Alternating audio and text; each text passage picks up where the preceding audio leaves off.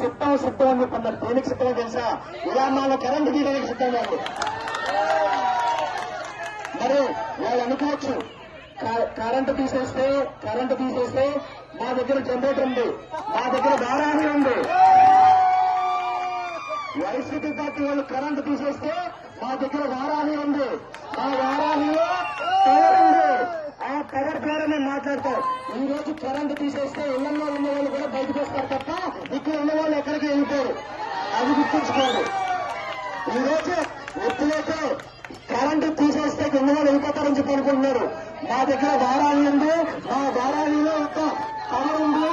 ఆ పవరే జనసేన, ఆ పవరే Pawan Kalyan.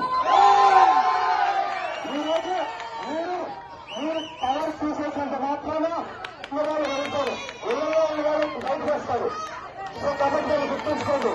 YCP party మీరు సిద్ధం అంటే మేము కూడా సిద్ధం. సిద్ధమా? ఒకటే గుర్తుంచుకోనమ్మా, రాబోయే రోజుల్లో ఇలా కరెంటు తీసేయడాలు, లేదంటే కనుక రోడ్లకి గుంటలు వేయడాలు, ఇలాంటి పనులు చేస్తారు. మీకు ఒకటే చెప్తున్నాను, ఈ 70 రోజుల్లో ఎన్నికలు రాబోతున్నాయి.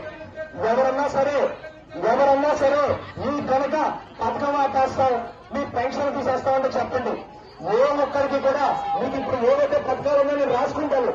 రేపు జనసేన టీడీపీ పార్టీ వచ్చాక అంతకన్నా మెరుగ్గా వస్తాం తప్ప ఏ పథకం కూడా మీరు తీసేయమ్మా. మీకు ఏ పథకం కూడా పోదు అని హామీ నేను ఇస్తున్నాను మీకు. అదే